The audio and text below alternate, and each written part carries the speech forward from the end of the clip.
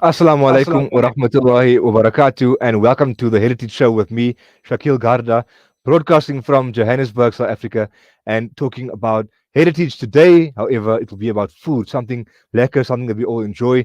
Falooda, that pink drink that is on the iftar table pretty much every night in Ramadan if you're unhealthy, and a lot less if you are more on the conscious side of what you eat and drink during this month of Ramadan. Woolworths has released a product on the market that is Falooda. That is Falooda was subja seed. So effectively, the Falooda that went to Woolworths High School, as went to private school, and yeah, we're gonna hear from Woolworths from Yumna Seedat, who is with the dairy department behind the scenes making things at Woolworths happen. And after that, we're gonna bring Fehmz from Halal Goods Market and Fehmz Mocktails, Quraysha Sooliman from the University of Pretoria, and Aaisha Dadi Patel from the University of Cape Town to discuss and analyze products, consumer markets, culture, Islam, South Africa, all of these topics in one afternoon. So please stay tuned and join me in welcoming Yumna Seedat, who is the brains behind the Falooda product at Woolworths. Assalamu Assalamu alaikum. alaikum. Assalamu alaikum. Walaikum salam. Yumna, Can you thanks hear so much me? for joining us. We can hear you. Okay. And we are really grateful for your time and that you're spending with us today. Um, so let's get straight to it, right? It's Ramadan. We're all hungry. We're all thirsty. And somebody had the idea. I don't know if it was Tahajjud time or if it was, after making istikhara or something that you did, but something happened and something clicked and told you to do something and sets some events in motion that led to this pink drink being on the shelves at Woolworths, and should I say not on the shelves because I couldn't get stock, and I will be honest with you, I didn't taste it yet. So please walk us through some of the behind the scenes that happened. How did this turn out, and how did this transpire?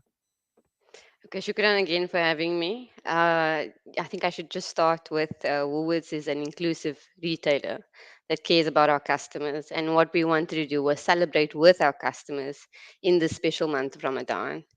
We want to be inclusive and we want to offer that mom that's on the go, that's working, the convenience, that made for you convenience by launching a product that is a familiar favorite and just celebrating with the customers. And hence why we thought we'd venture into developing a Falooda or a variant of Falooda that we can offer to not only our customers celebrating Ramadan, but to everyone. So I hope I have answered your question. Yeah, so that's obviously the broader strokes of how it happened, but how did it actually happen? Was it your idea? Was it somebody else's idea?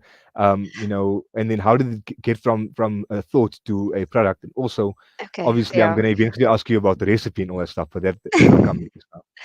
So yeah, internally we've got a stringent development process. It was an idea that we came together on understanding there's a gap in the market. We've got everything else that's on the iftar table, and we're like, Faluda is just it's just missing. And we started the process of developing Faluda with a team, and we've gone through many concept tastings to ensure that we have the best product on shelf. There was quite a few tastings, quite a few opinions. So we started with an original recipe and ended up with the best variation of that product that's on shelf now available to all customers.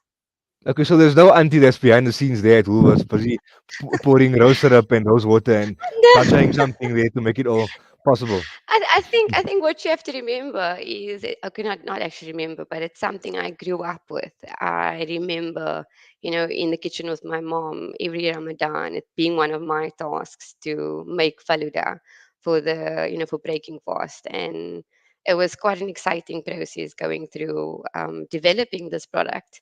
Obviously, there's an acquired taste and acquired variants to everybody, so everyone has different variations of Faluda, and we wanted to be the most accessible by going with subja seeds and having the right flavors and having a fresh, great product. So hence why we've ended with a product that's on shelf right now. So I think that's quite true. I think Falooda is something that's easy to make. If you're a kid and helping your mom in the kitchen, it's not something that requires technical understanding of heat and pressure and the stove and all that stuff. So it's something that you can actually quickly whip up. Obviously, the more technical you get and the more things you want to add in, maybe there's more thought to it. But because of that, maybe you as a culinary person in the food industry grew up making this before many other things that you try to do, and it forms True. part of, I would imagine, what you start to then know as natural things that you're able to do without even thinking. And obviously now it comes to Woolworths, it needs to be critiqued and analyzed before it makes Of it to the course. shelves. Yeah. How's the response been in terms of, at least from a Woolworths point of view, the consumers and the uptake in terms of both Muslim and non-Muslim clients? Before I get to what society and Fari Mensa say, what people are saying outside, I'm Yeah. hearing, asking you from a Woolworths point of view. So I think what we've seen is there's definitely been a big social media interest in Falooda, which we're both happy about and excited about the interest, and that's caused quite a lot of customers to go into store and actually request the product.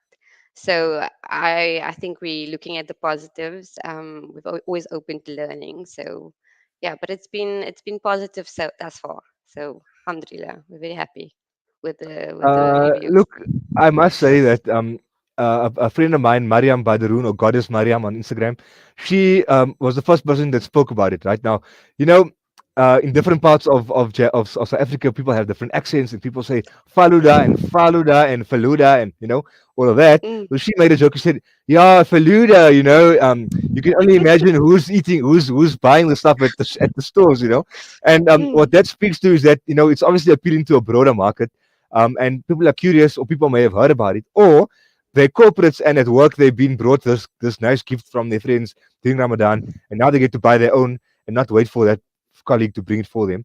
And later on, I'll speak to to both Fehmz and Quraysha about how our products actually end up being on the tables of more than just the Muslim community.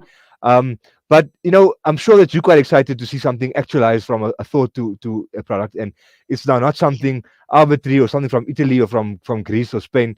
It's something from your own community that you grew up with. How does that make you feel as a person in the culinary field?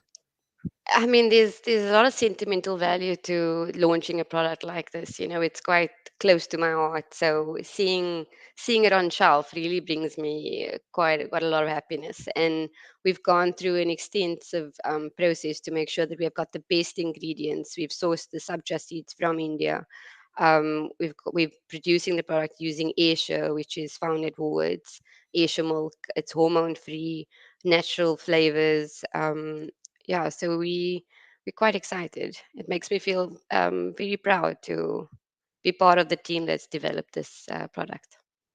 Yeah, no, I think that sense of people look forward to a career in a certain field, and I won't say this is your moment. Maybe it is your moment. Maybe this is the moment that But I mean that happens eventually if you're creative enough, and you true to your authentic self, and put yourself out there for criticism, and not everybody wants to know that their biryani is not lekker or their boober is sour or whatever. But there comes a time where you need to take that criticism and get the right recipe. And inshallah, this is a recipe for success for your career. As for Woolworths, however, not everybody's making the same dua. So we are gonna obviously bring in Fehmz from Fehmz Mocktail and the Halal Goods Market in to join this conversation, and just chat a bit about halal goods and what makes South Africans tick. And we're also going to bring Quraysha Sooliman, Quraysha Ismail Sooliman, who will also bring in an angle about the South African consumer and about Islam and society insofar as Dawah is concerned. And we'll bring both of them in now. And of course, we'll have a very casual conversation, about which aspects of the more serious elements of this will be discussed first. But before we do that, there's a video that I want to play, which I don't understand. I'm hoping Films can help me to translate this video just now. I can't. I Um, can't. or maybe Quraysh, I don't know if you know Gujarati, but I Maybe Quraysh. personally, I can't, and Fem's is Gujarati India in there sometimes. So I was No, I hoping, don't. I was Koi banking on you. Afrikaans, koi Dagas. Yeah, yeah, I was really banking on you to be the one. But maybe just for purposes of reference, just to bring it in for a few seconds there, to my team behind the scenes, and then we'll unpack. My dad helped me a bit to understand what the woman is saying, and it will be quite important to know that before we move forward. So if you could just do that, please. Assalamualaikum. Nai matu dukech maru. Amrech parwari kitchen mati. Nai kam wari ni male તો મને હંધુ કરવાનું મને મરિયા બોલાવ આજે. હા, હું આંધું કરું જ. નહીં, જાજા. એ તો ખાઈ પીને ચાલી જ જાય ઉપર. હા, ખબર નહીં હું છે તા રૂમમાં હુનું ઓહે વટ આઈ ડોન્ટ નો ચાલી જ જાય એ તો. હા, ને ઉપરથી મેં સાંભળ્યું તે વુલવર્થની સ્ટોરી તે સાંભળ્યું. Are Gori, they are making rose flavored Falooda milk. Ah, not our style, man. I go around and ખબર કેમ બનાવવાનું. That thing must taste like water, maybe. I don't know. હું તો નહીં પીવા તે. ના, કસ્સા બનાવી ને and they're putting it on the shelf, Gori. The izzat of Falooda milk is gone now. હચ્ચું ઇજ્જત ચાલુ ગયું તે. હા, તે તો આપણું કલ્ચર છે હે ગોરી. હું જરૂર એ લોકોને ને આઈ વાન્ટ ટુ નો કોઈએ તે રેસિપી દીધું એ લોકોને થાય કે બે તમાચા દેવાનું. Why must you do all like that? Our people who are selling and making money here, આપણા વાળા એ લોકોનું બિઝનેસ ચાલુ જાય. હા, જોની મેન. તે સાંભળીને મારું માથું વધારે ડૂફ થાત માથામાં. એ ગોરી. હા, જેસી હવે એવું ટાઈમ થઈ ગયેલું છે કે ફલૂદા મિલ્ક ઇઝ સોલ્ડ ઇન વુલવર્થ્સ. હે, વટ નેક્સ્ટ ગોરી? પછી સમોસા, પાય. અરે જવા દેની.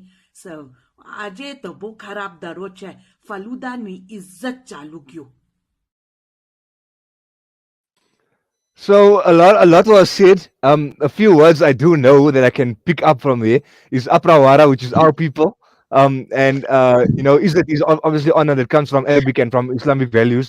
I don't know if there's any other words of the bet, Fehmz, anyone, if you guys pick up any words there, before we unpack what was actually said there. I think, like, in summary, she was just busy saying, like, she doesn't know what kind of recipe they must have used to put this together. And I think the beginning of the thing is just her starting, but I think the whole thing about the Woolies thing is more about it. Probably you heard that, but it probably doesn't taste good because the Goras don't know. Goras are white people, which I think Right. people forget that so many Muslim people work at Woolies. But Yeah, exactly. So I think the big reveal is like, the recipe, and I think the authenticity of it. And now, if it's samosas, what's next? I mean, if it's Falooda, then what's next? Samosas and pies. And I'm sorry to bring you to the party, Auntie, but those samosas and pies have been released for maybe in the last 10, 15 years. How do you know? You never saw the samosas in Woolies. so it seems that people tend to buy things from the auntie down the road, or they make it, or if they don't make it, they feel bad that they can't make it, but they anyway have to buy it and tell the guests that it's their own, right? You now obviously hearing from you, and I must tell the guests, I sent a request to a person that I knew, Sheikh West of Book asking him, does he know who at Woolworths I can speak to? And eventually, like they say in the Malay slang, "Toa se for do." And eventually I got a hold of Yumna. Yumna actually phoned me and said, you know what, so and so and so and so gave me your number, and it's me. And I must say, shukran to all people that obviously got that through, and I think that speaks to our community, and we are able to do things and get things done. The beauty of just asking, if you don't ask, you're not going to get. So somebody obviously asked for Falooda, and Yumna said, I'll bring this to the table. And obviously this video is satire, it's funny. For all we know, the auntie that is speaking about it actually has drunk the product. I haven't, because I can't get stock. But Yumna, obviously now virtually meeting you and realizing that there's a lot that went through to make this happen. Your team must have been wondering, or maybe not wondering, I don't know, will this affect the home industries? And if so, to what extent? What are your thoughts about that before I speak to the other panelists, and also bring in Aaisha, Dadi, Patel in a few minutes, who has just joined us as well? Yeah, I think that's a very valid point. So what we were intending with the product was not to replace your local favorites. I think our reach, is an opportunity to have people that would normally hear about Faluda, or, be interested in it, give them the opportunity to taste the product. But it's also, like I said, the convenience. It's for that mom that wants to have Falooda on a table, but it's one less task for her to do. So it's not to take away from that, authentic auntie that's making it down the road, or if that's where you're going to buy it from, I guess that's where you're going to buy it from. But it's just to offer a complete solution for someone that's wanting to buy their iftar table snacks or treats from Woolies. Yeah, so yeah, Quraysha, understanding how our products become things that are spoken about to becoming things that are actually consumed and had, and with our products also our experiences and our values. Hopefully, Muslims obviously for the last 300 years have been on a dawah mission, and many have been successful in doing so, in bringing people not only into Islam but into the Muslim values that permeate our societies in certain cities more than others because of a bigger presence of Muslims. Um, what impact do you believe? I mean, first of all, when you guys, as a family, I would imagine one day saw this product now hit the shelves, and what is your knee-jerk reaction? And that again in context of promoting values, promoting nice things or what's lekker of our community out there. Because as Yumna said now, it's not necessarily going to be any of us that is always going to go and replenish our stock of Falooda, because Fehmz knows how to make it, I would hope. But it's people that would never otherwise get that, or have very stingy colleagues that will not bring it to work the next day. So, Quraysha, we'd like to hear from you. And please unmute yourself. Thanks.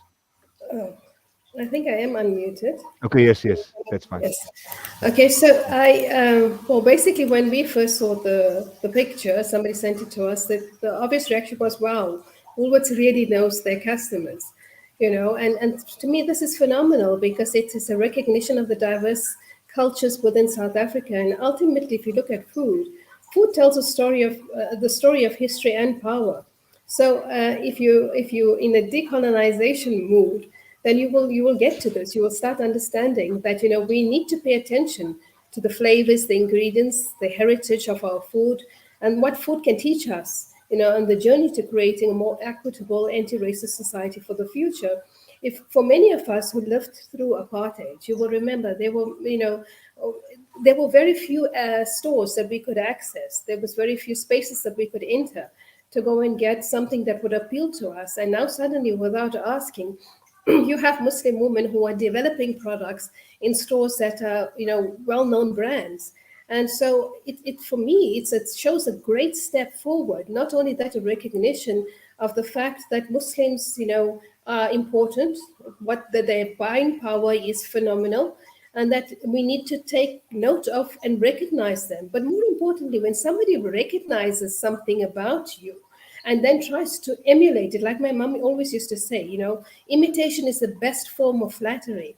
So if they are imitating our food styles, copying it, etc., but I mean, I know you're not copying it. This is authentic. But what I'm trying to say is that if it's being put out there, it's a form of flattery. It's to say, hey guys, we recognize that you have something fantastic to tap into, and we want to make it available to a broader public. So decolonizing food systems also involves the changing the way in which we think about food, agriculture, nutrition, but more importantly, how we think about people. And so from a Muslim point of view, this is phenomenal because it shows that there is now a change, a shift in the way in which people are viewing Muslims, viewing their cultural practices or religious practices. And they're saying that, what, we're quite comfortable and we're okay with this. But not only that, we admire it enough to bring it into our stores and sell it to you. And I mean, I think the idea is that it's not something to be shy about, and it's something that you want to share. If we say that Ramadan is about sharing, and if it is about giving, and about you try this and I try that, and if sending a figurative barakat across the road, then in a strange way, this gives people access to those kind of products, and I don't imagine that this is going to be the last that we can expect. Aaisha, Dadi Patel has joined us from the pothole streets of Johannesburg as she makes her way to the airport. We're going to be speaking to her about how, what the men say, what the people are saying, how society is reacting. Because Yumna, obviously, how Woolworths customers are reacting. But I might not want to go to Woolworths, but I might still have a lot to say about the product. And I'm probably going to do that on Twitter or on social media. And Aaisha is a media studies expert at UCT at the moment, and also one of my tutors at university. And so I can tell you for a fact she knows what she's talking about. Here's a tweet, Aaisha. Everyone arguing about Woolies selling Falooda, but no one's addressing the real problem. The fact that everyone drinks those creepy eyeball-looking things. It's not caviar, people. I promise you, it's sabja seeds apparently, or to muria, or whatever you choose to use. Can we have another one? This one here says, not to flex, but I make better Falooda than Woolworths. Please, sister, please can you send your sample to studio so we can see if that's correct? And then another one, Tahia Wadiwala says, has a picture of Cyril Ramaphosa drinking Falooda at the iftar, which I imagine the MJC threw a year or two ago. And on the right hand side of that picture is the product from Woolworths. And somehow, I guess she's joining the dots and saying, well, if the president can have it, why can't everybody else have it? Can we have another one? Okay, my sister showed me this to my mother and during iftar this evening. And you know, when cultural appropriation goes too far, Woolworths South Africa, you guys are being cute now, or you think you're being cute now. How many hundreds of years have we been thinking this in our culture? And that is the last of the tweets that we're going to be showing today. So let's start with the last one, right? The last one is a more, when you have a sip of the Falooda and it's a bit sour, and then that's what happens when you tweet that. This person has a more negative thing to say about Falooda, calling it cultural appropriation, calling it something that is from outside our culture coming in and sort of interrupting, because maybe they see Woolworths as something other. And the other tweets are more lighthearted. I mean, Cyril has drunk Falooda, so why shouldn't everybody else? And obviously, people are going to always feel that their mother's recipe is better than everybody else's. So you're going to get people saying, but mine is better. Aaisha, welcome to this panel. And we decided to have it as a panel because I feel like people are going to have FOMO about meeting each other virtually if I had to separate all of you. So welcome to studio and give us your 2 cents. Shukran, Shakeel, and it's great to be here with a host of such wonderful women who I look up to in our community. I think, I really want to echo a lot of what has already been said. I think it's really cool to see this kind of product available at Woolworths for the simple fact that it's yet another iteration of the normalization of Muslim people in the South African national identity. And I think there's something really special to be said about that. I think, I spend time living abroad and seeing how different Muslim cultures and communities have Islam and the daily practice of Islam as something so specific to them only. So you'll only find certain kinds of products in certain kinds of communities or spaces. And that is so opposite to the reality that we have as Muslims in South Africa, which is amazing. I mean, I'm passing a McDonald's billboard on the highway at the moment, and I'm reminded of how almost every every branch of McDonald's in this country is halal, which is, a reality that most other secular countries don't have as their own. And so I think, it's something really cool to be able to go to Woolies, like Yumna was saying, and kudos to you, Yumna, for being part of the team that developed this product and is putting it in stores around the country. Because why not be able to have that convenience when we're all shopping at Woolies anyway? And at the same time, I think we do have to acknowledge this is a very class-based discussion that we're having. It's a super middle class thing that I mean, we can absolutely say there are bigger things that we can be talking about, but at the same time, why not talk about this? And I wanna talk about just the point that the lady raised in the last tweet that you showed about this being cultural appropriation. I understand why or how someone would assume that. I know a couple of years ago, I was particularly irritated when a mainstream ice cream brand claimed to invent Burfi ice cream. But Woolworths isn't claiming to invent Falooda. Woolworths is saying people who drink Falooda shop in our stores. And so we want to make it available to them. And Muslim people themselves have developed this product who work under our company, and that's really cool. And I mean, every year we see the Ramadan Mubarak signs, the Eid Mubarak signs around Woolies. And so I don't think this is something novel as well. I think this is speaking to a larger cognizance that Woolworths already has. So I'm sure there's a lot of pressure that Yumna was under to make sure that this thing does taste good, because people would, anyway retaliate. And just like anyone put something out there, or the team, they all want to make sure that it starts off with a good bismillah and ends with a bang. But we're going to come back after the break and then carry on unpacking what this Falooda drink is all about and whose Falooda is it anyway. And we'll be joined with you guys soon after the break.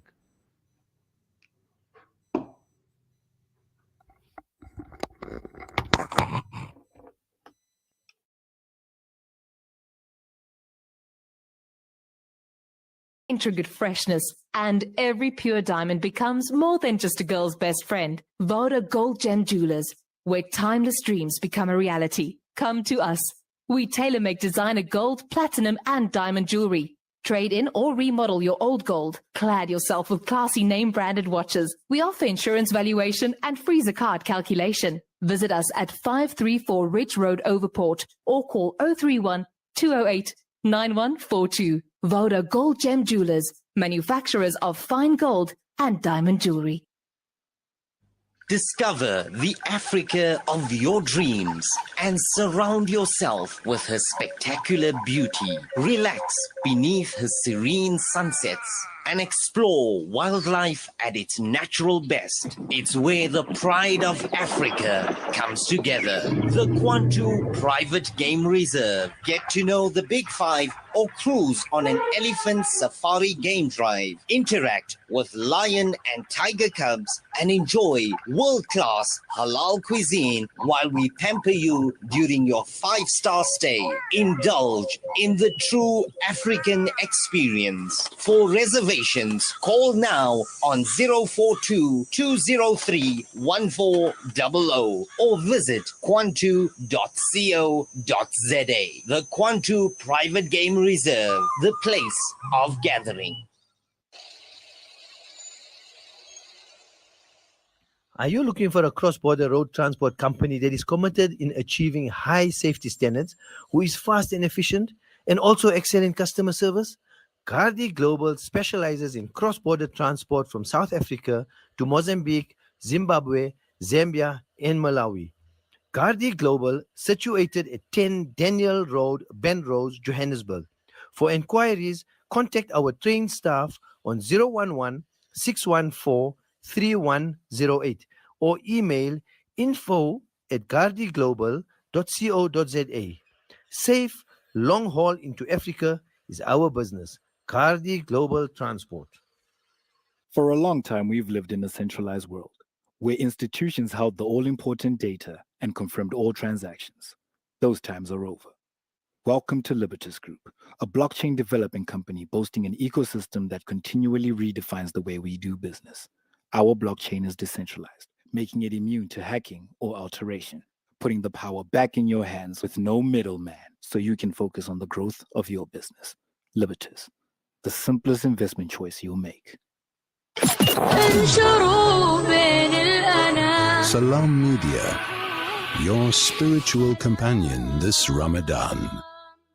Africa Muslims Agency invites you to visit us at our new office space on 31 West Street, Houghton Estate, Johannesburg. The new AMA office will provide a space to connect, share, volunteer, and donate in the heart of the community. Find out more about how you can make an impact with your zakah this Ramadan. Office hours are 8:30 a.m. to 4:30 p.m. daily. Call us on 0100 722 262. Africa Muslims Agency, empowering, educating, inspiring.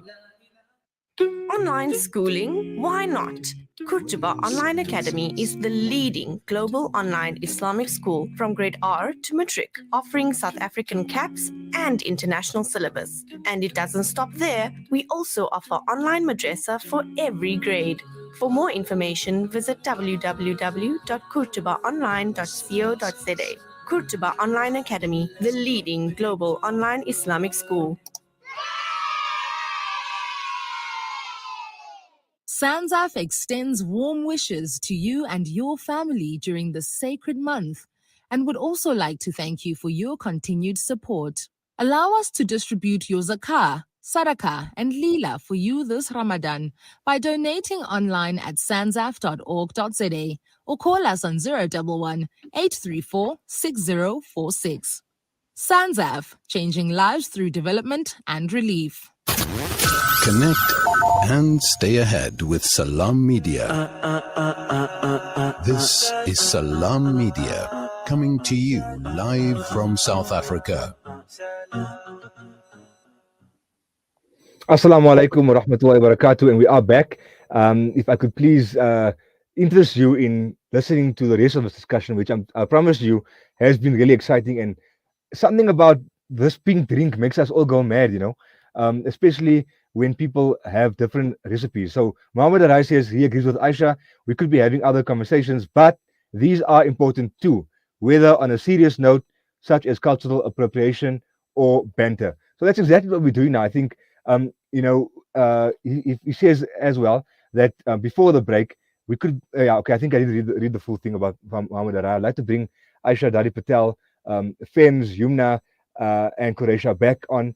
And essentially, that's exactly what we're doing, right? We are bantering, but we're also talking about something quite serious. And yes, there's people that don't have access to Woolworths, that don't have access to our platform right now.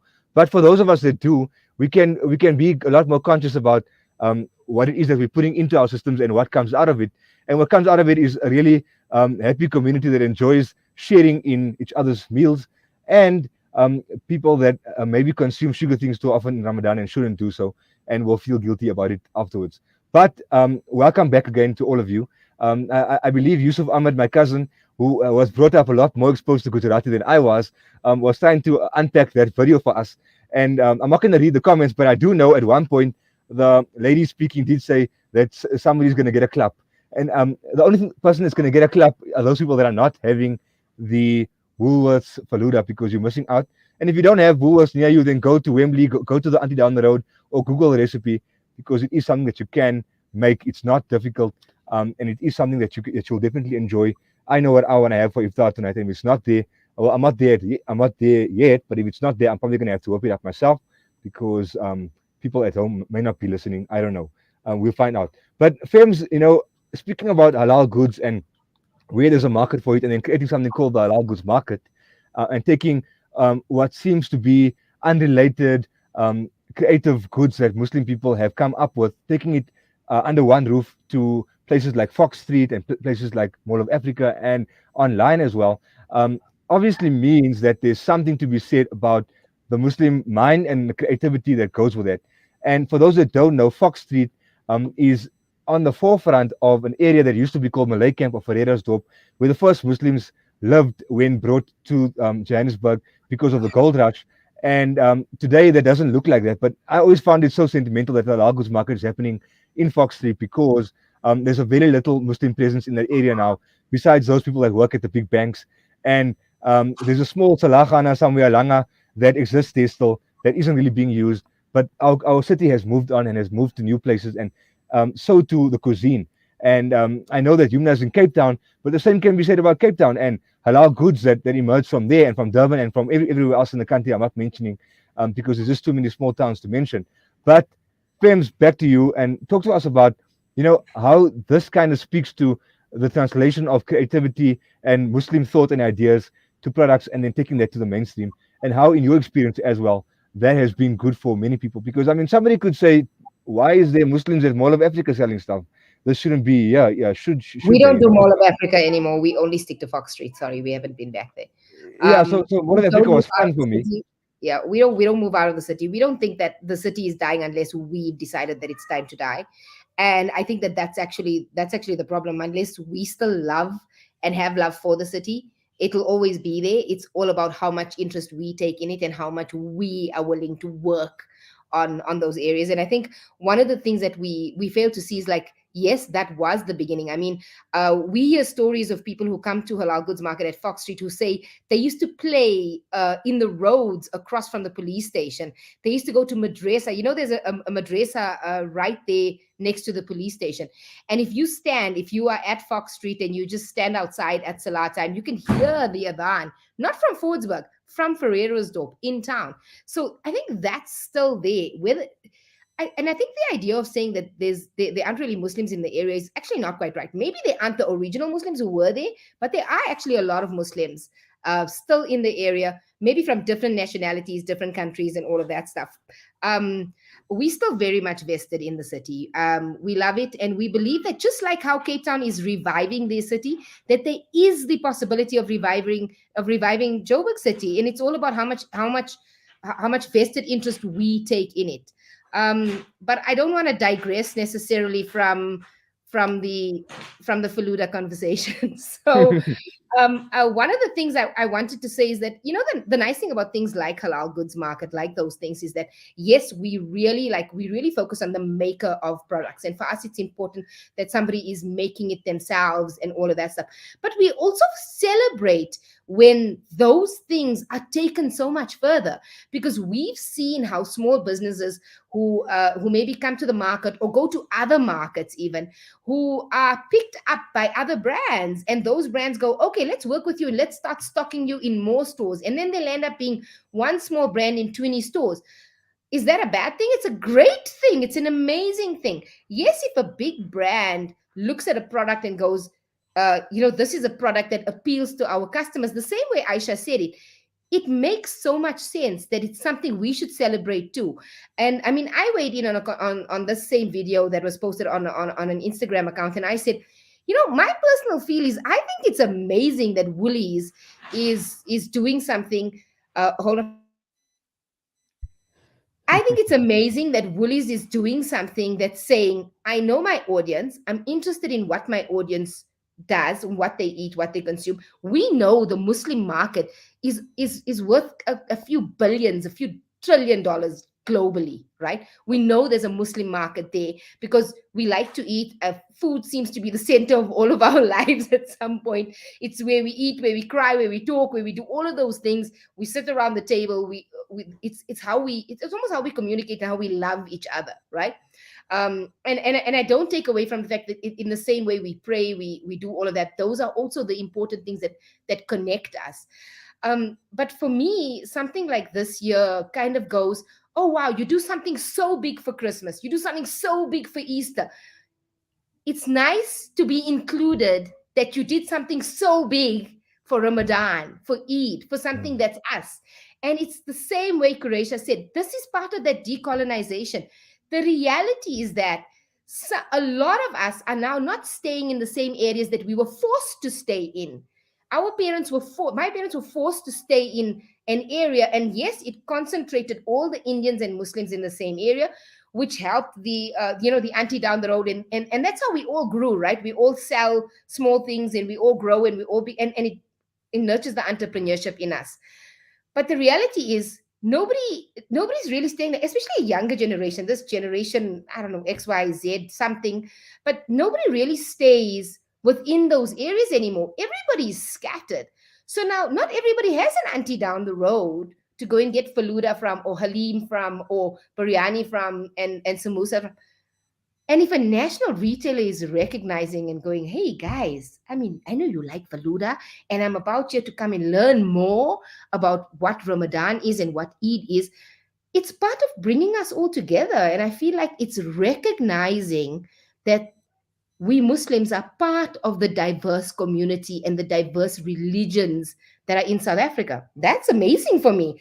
I mean, that's a huge celebration. Personally, I don't see it as cultural appropriation, but I do see that conversations about cultural appropriation are important. Whether Falooda is actually that, I mean, no, really now. So for you, it might be Falooda, Chris. There's a guy, Mujahid Khamildin, who says that although Falooda is without a doubt a Cape Malay staple, he doesn't think it's a Cape Malay original, and it must have been inherited from other cultures, and it doesn't do to be possessive. And that's quite cool. I mean, and that's quite true as well. You're going to say right? Falooda for Cape Towns, right? In Cape Town, you're going to say it's everybody will think that. I'm going to say, hey, that's Bombay Crush without the jelly, bro. Because we do Bombay Crush. In Durban, we say, no, that is Bombay Crush. It needs a pinch of ilachi. It needs a this. So my thing is, it's like Aaisha said, it's not like somebody kind of like he owned that only thing, and then, for lack of a better word, a Yumna, it's not like Frankie's and Woolies. It's not that conversation. Like, they didn't go to some auntie's house and start stalking her, and then took the auntie's recipe and then did it herself. You know what I mean? Like, I think that's the difference. This was proper like recipe development. And I think that's super important. And I just want to touch on one thing from an Islamic point of view. One of the things that was touched on was the fact that people's rosy are being taken away, or business is being taken away from someone. And I think all of us get a little bit when somebody does something and we're like, oh, they're going to take away from us. But let us never, ever, ever forget that that's not true. It's Allah alone who does that. You make your effort, your risk will come. If you make your effort, all of that will come. Don't ever look at Woolies and say Woolies is stealing my business out of my hand. Because let me tell you something, you go to Burkap, ne? And every auntie's house sell sisters, brah. Do you think this auntie's saying, oh, my neighbor's taking my business away? No, she's not. I've been there. I spent that time in Burkap. Auntie Kubra will tell you to go to the auntie around the corner. Auntie Mariam will tell you to go to Auntie Shanaz because she sold out or she's sold. You don't get that there. Why are we crying over Woolies stocking Falooda and it's going to take away business from somebody else? Maybe it's going to make them try more people's Falooda. No, and I think that like Yumna mentioned, the seeds came from India. So for those who are purists, you can rest assured, it's original. It's from there, man. So it has to be good. But Aaisha, while we still have you, I know you probably have to run soon. Yusuf Ahmed says absolutely, rizq comes from Allah, and Zakira Dokrat says, Fehmz, we need a recipe. I don't know if this is the platform for that, but we can talk about that. Aisha, before we let you run away, your thoughts about the use of social media to voice all of those opinions and to actualize something that, I mean, buying stuff is very personal. Where I tap my card is personal, but people decided to go online and say, you know what, actually I make better Falooda than Woolworths, or for want of a better, I actually like this. I'm not gonna make it anymore. Why must I bother with that? I'll move on to something else, and maybe from that a new product will be born, because you have now time to think of something new. Aaisha, your thoughts about all of this in summary before I let you leave and then speak to those who are still with us for the next few minutes. Thanks, Shakeel. I think it's fantastic that all Woolies have to do was invent the product. Sorry, not invent, but you know what I mean. All they had to do was put out a product and social media did the rest of the work for them. And I think that's fantastic that we have such a lively online community within our South African Muslim community. I think it's amazing that we can have such rich discourse where we can make jokes, where we can give criticism, where we can give praise, where we can give reviews. I remember seeing a tweet, there's a picture going around on Twitter where it's just a woman holding the bottle, and someone like a non-Muslim person was giving feedback on the product. And I just remember seeing this woman repeat and say, hey, that's my hand. And so, even just that kind of you can't control what goes on once it's out there, but I think there's so much to be said even then of idiosyncratic South African humor, and as a nation how we use humor as a coping mechanism for all the many things we are dealt with on a daily basis from that. Definitely, I know it was the Cape Town Bureau that tweeted that this is getting out of hand, and he has a picture of the Falooda in his hand, and somebody tweets to say, that's my hand. And I think she had a hand in making this whole thing go viral. And just like that, the person that said that is Falooda, is anything even sacred anymore if Woolworths is selling Falooda? And other person that says, well, Cyril's drinking it, so why can't we? There's just so many ways to look at it. And I think if we look at it in the context of sharing the barakah and sharing the barakat that goes across the road, then we should all be quite happy that, number one, somebody like Yumna is in the culinary industry probably for many years, grows up making this next to her mother, and now gets to then take this product to the mainstream. And for a career point of view, that's amazing, because many people pray for that and ask that their creativity can make it, and they can emerge and be celebrated at a national scale. And I just hope, and Yusuf Ahmed said, well done, Yumna and team, for bringing something like this to our market and potentially introducing it to other countries, to others countrywide. I made a few phone calls and nobody had stock, and that says a lot. And I'm sure that those who answer the phone and realize that they don't have stock are going to go and tell those powers that be at their store that we need more, and to make sure that Friday night, Saturday night, there'll be more Falooda flowing. So Yumna, the thing to you would be to say, don't make it too limited edition, because there's still a few weeks left of Ramadan, and I personally want to try this. And from your perspective, Quraysha, as well, having a family, having people that contacted you and said, "Look at this." I mean, your first reaction was, "How cool!" What else do you think we can expect? What can we learn from this as Muslims? Not just about our food, but also about our values and our customs and our traditions that we think Dawa is giving out pamphlets, or it's about walking around campus wearing hijab, or having a beard, and looking very mashallah. What do you draw from this from a values point of view as well? Because we can always trust you to think about things from a deeper perspective. I think it is muted still, eh? Sorry. Sorry, can you hear me now? No problem. Yes, we can.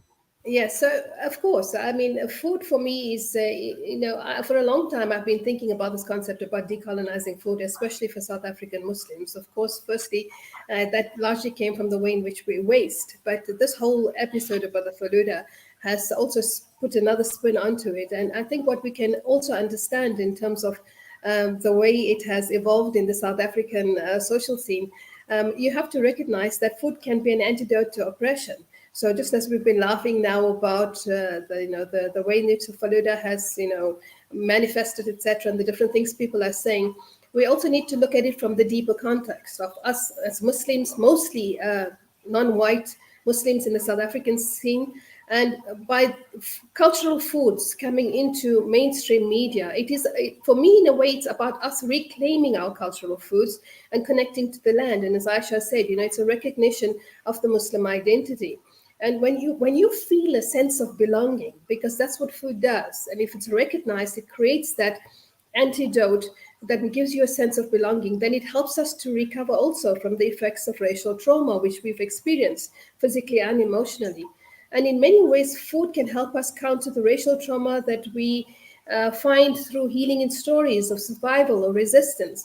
And taking this a bit further, if you can just remember a few years ago, the big hoo-ha that was made in supermarket stores where some people went in and said, why are these products having the halal stamp on them and why are they branded with halal, etc.? And they wanted Checkers and Pick and Pay, etc., to throw out all of the halal stamps, and they were calling for a boycott of foodstuffs that had the halal stamp on it.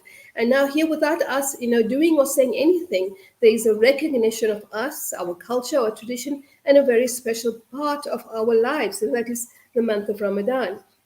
So from the South African context, food has been a key example of where racism has manifested itself at every level of society. And it creates racism on an individual level, also creates a stigma around certain cultural foods and the people who make and eat them. And that was the stigma that was made about Muslims. Why is this halal? Why are they slaughtering halal, blah, blah, blah, all of those things. So hopefully this is a turnaround, a very, very positive sign, something that shows that, Muslims are in the front. We are being observed, we are being emulated, we are being engaged with. And for me, it's a very, very positive sign. And I think other Muslims should take this opportunity to push the momentum in this very positive way. So Habiba Badaroon wrote a book regarding Muslims, and in there she speaks about the artwork that was painted of Muslims from the slave times up until today, and how Muslims were depicted first as these small diminutive figures in the corner of the painting, wearing straw hats and hijab, and sort of providing service and servitude to the colonial class. And then later on, you see the images emerge where people are bigger and more prominent, and where food then plays a role. Where, for example, General Herzog promises Muslims that he will make the slaves as the whites, and therefore they go and make Herzogis and celebrate this delicacy. And when they went against their word, people then took icing and called it a tweegevliesje, because they painted the Herzogi with green and pink icing to show the two faces of Herzog that betrayed them. And I think there's going to be many stories as we move forward about food and about culture and politics, and the way that it can shape a society.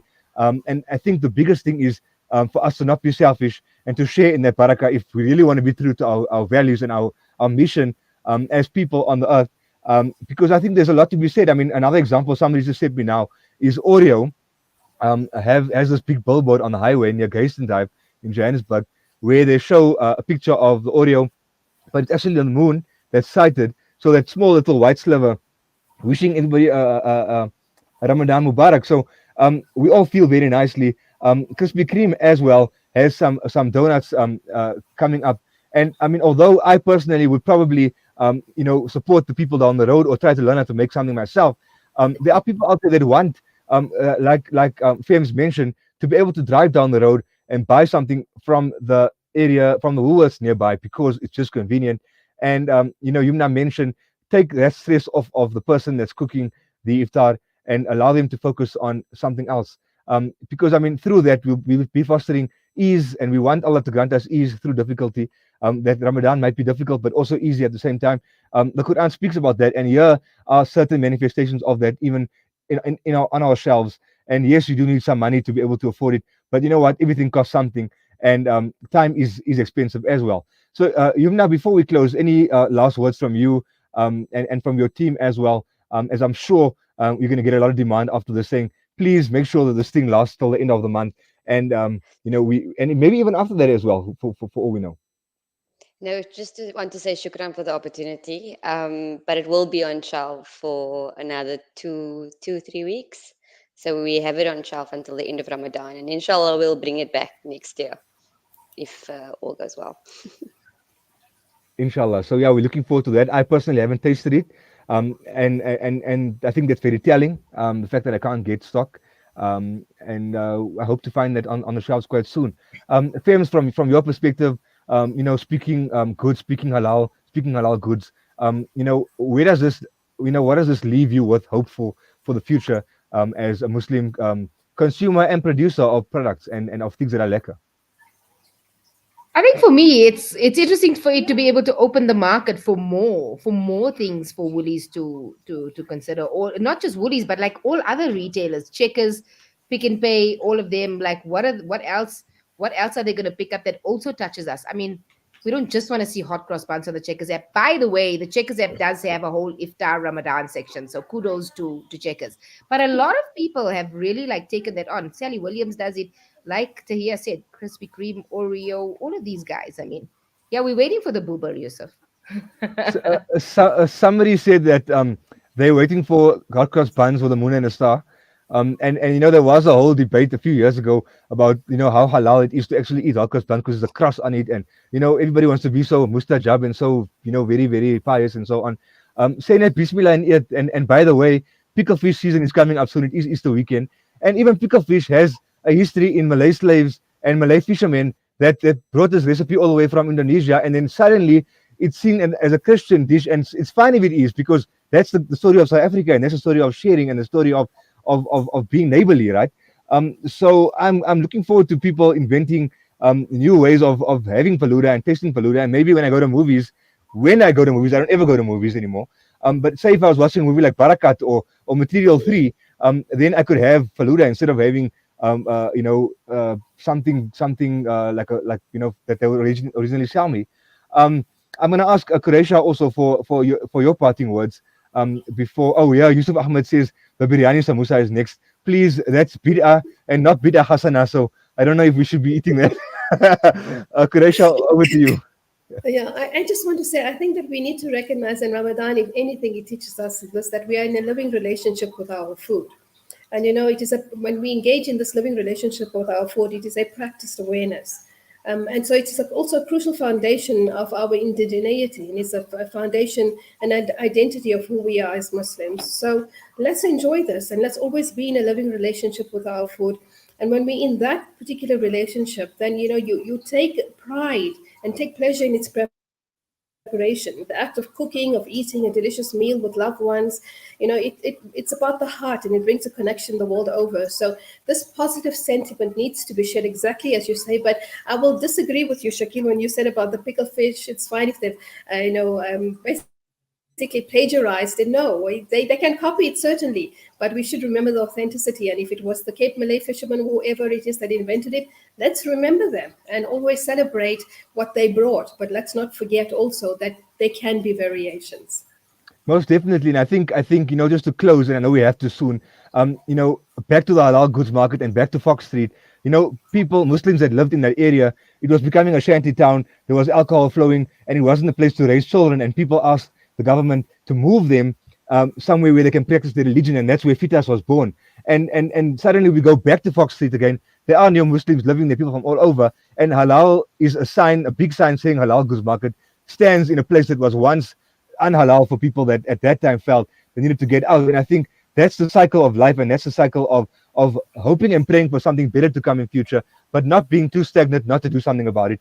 And Yumna, you and your team have done something about that. So I want to commend you for that, and we hope that everybody's table looks very nice, but most importantly, our fasts get accepted, inshallah. And the time we spend away from food is spent thinking, and we just done that now. I mean, we spent a lot of time critically thinking, analyzing, and I think that's very productive. And so I wish all of you a Ramadan Mubarak and Eid Mubarak eventually. That's if we don't get you back in studio, because I think there's going to be a demand for that quite soon after people part with us and speak about how good it was to hear all of your insights. So if we don't get to that, then we'll have to call that a rain check for next year's iteration of the Falooda frenzy. The question then remains, whose Falooda is it anyway? It's anyone's Falooda. It's your Falooda. It's my Falooda. It's the Falooda with the caviar in it and the scary eyeballs, and it's a Falooda without that, depending how much rose syrup you put in, it's just how sweet your fast is going to taste at the end of the day. So I wish all of you a Ramadan Mubarak and shukran, jazakallah khair, bayat ramakasi. Thank you so much for being on the Heritage Show with me at Salam Media, and I wish you all the best, inshallah. Wassalamu alaikum wa rahmatullahi wa barakatuh. Alaikum salam wa rahmatullahi wa barakatuh. Salam. And that is it from us here at Salam Media. We hope to speak to you again next week. Please stay tuned. If there is anything funny or funky happening on your table or at the mosque nearby, or on the streets for that matter, please do let me know so we can bring that right here to the studio. And have a good fast, inshallah. Wassalamu alaikum wa rahmatullahi wa barakatuh.